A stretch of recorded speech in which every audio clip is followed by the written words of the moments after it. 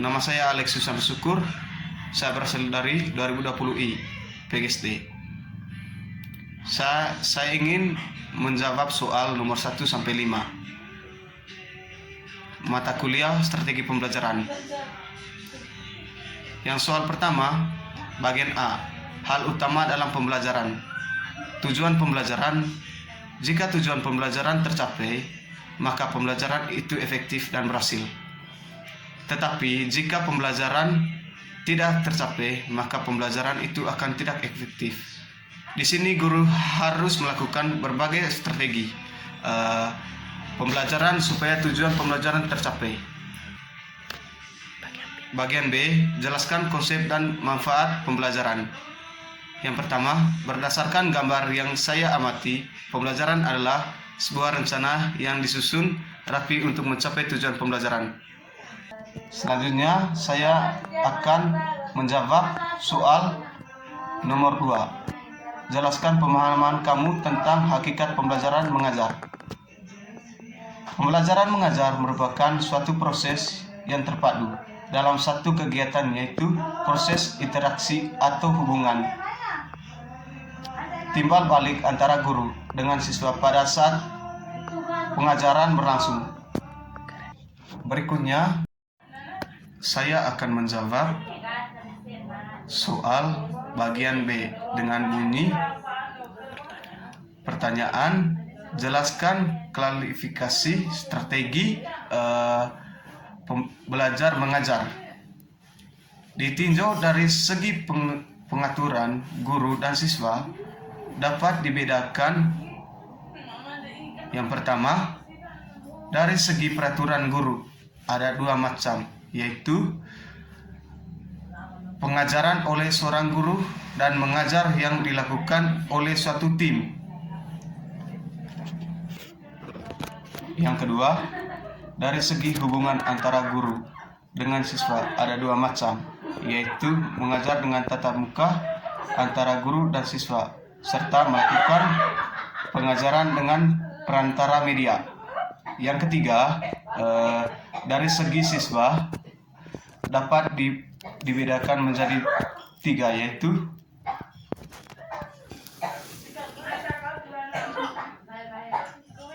pengajaran klasikal atau dalam kelompok besar, pengajaran dalam kelompok kecil, pengajaran perorangan.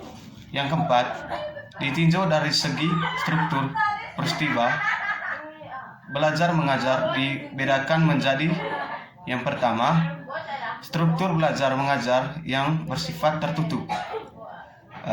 Yang kedua, struktur belajar yang bersifat terbuka.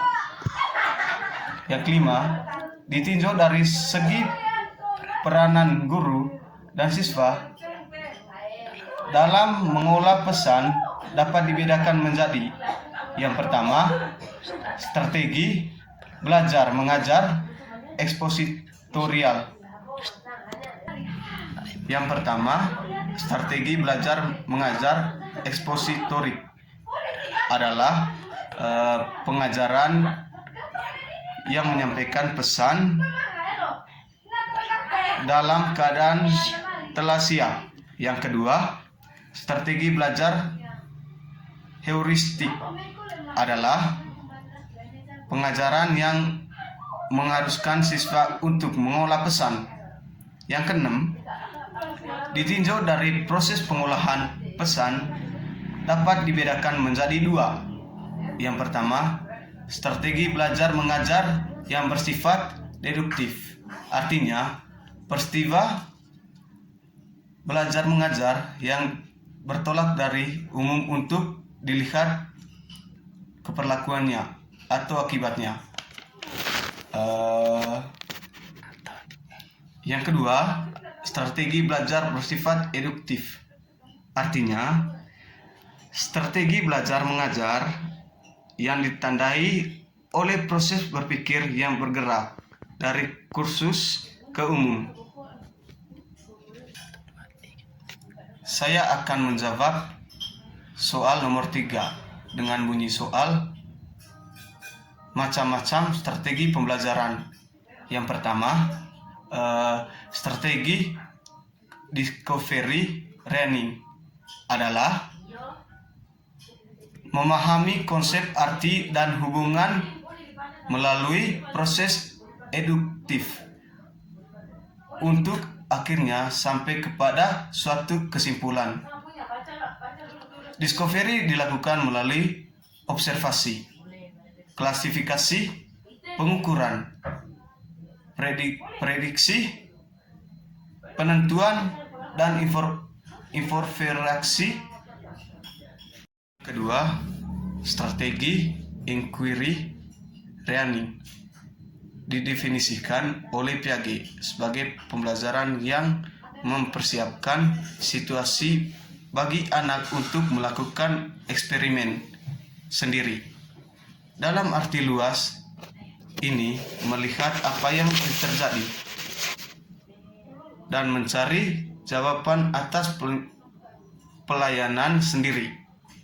Yang ketiga, strategi problem based learning adalah metode pengajaran yang mencerminkan suatu permasalahan nyata sebagai konten untuk para peserta didik. Belajar bersifat kritis dan keterampilan memecahkan masalah dalam memperoleh pengetahuan. Yang keempat, strategi project based learning adalah pembelajaran yang menggunakan proyek kegiatan sebagai media. Peserta didik melakukan eksplorasi, penalaran, interpretasi, sintesis, dan informasi untuk menghasilkan berbagai bentuk hasil belajar. Selanjutnya, saya akan menjawab soal nomor 4 dengan bunyian jelaskan perbedaan ketiga pendekatan yang dijelaskan dalam video.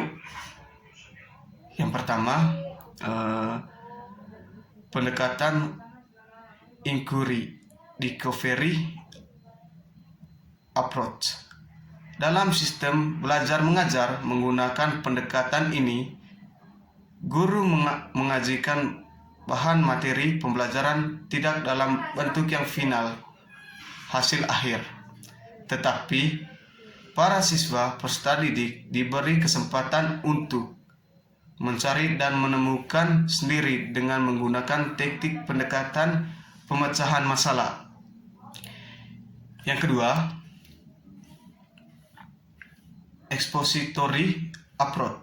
Pendekatan expository telah tepat digunakan apabila jenis bahan belajar yang bersifat informatif, yaitu berupa konsep-konsep dan prinsip-prinsip dasar yang perlu dipahami siswa secara pasti.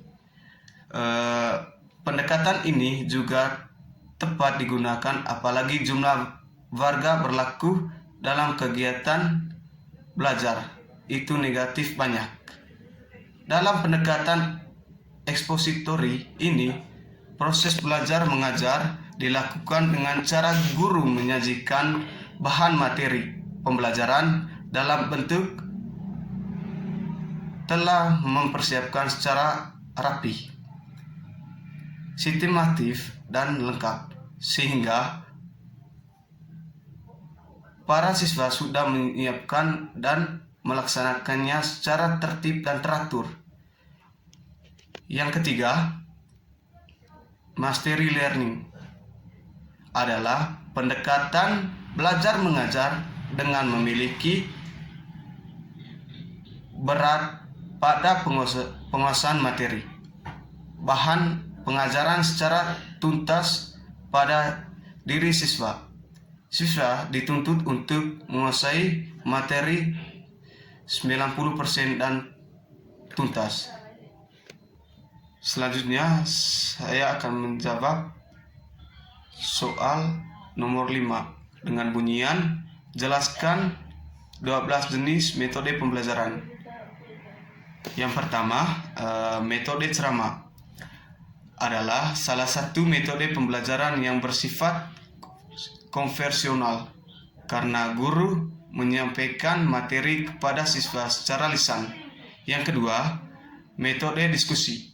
Metode ini selalu mengutamakan aktivitas diskusi yang melibatkan para siswa untuk belajar memecahkan masalah. Yang ketiga, metode demonstrasi merupakan metode pembelajaran dilakukan dengan cara praktikum agar siswa melihat dan memperlakukan secara langsung materi yang sedang dipelajari oleh guru. Yang keempat, metode ceramah plus. Metode ini sebetulnya mirip metode ceramah pada umumnya. Yang kelima, metode resitasi. Biasanya mengharuskan siswa membuat sebuah resume. Siswa membuat sebuah resume tentang materi yang telah disampaikan oleh guru. Yang keenam, metode eksperimen dilakukan melalui kegiatan pencobaan atau praktikum di laboratorium agar siswa bisa melihat secara langsung materi pelajaran yang sedang disampaikan. Yang ketujuh, metode karya wisata. Metode satu ini menggunakan tempat atau lingkungan tertentu yang mempunyai sumber belajar untuk siswa. Yang kedelapan, metode latihan merupakan metode pembelajaran yang dilakukan dengan melatih keterampilan pada siswa dengan merangsang pembelajaran tersebut. 9. Tentang metode perancangan. Pada metode ini, siswa dirancang agar mampu membuat sebuah proyek yang nantinya akan diteliti. Metode yang ke-10, metode debat. Metode ini mengajak siswa untuk saling beradu argumentasi secara perorangan atau kelompok. Yang ke-11, metode mind mapping. Metode ini menerapkan cara berpikir secara runtul pada sebuah permasalahan. Sekian dari saya.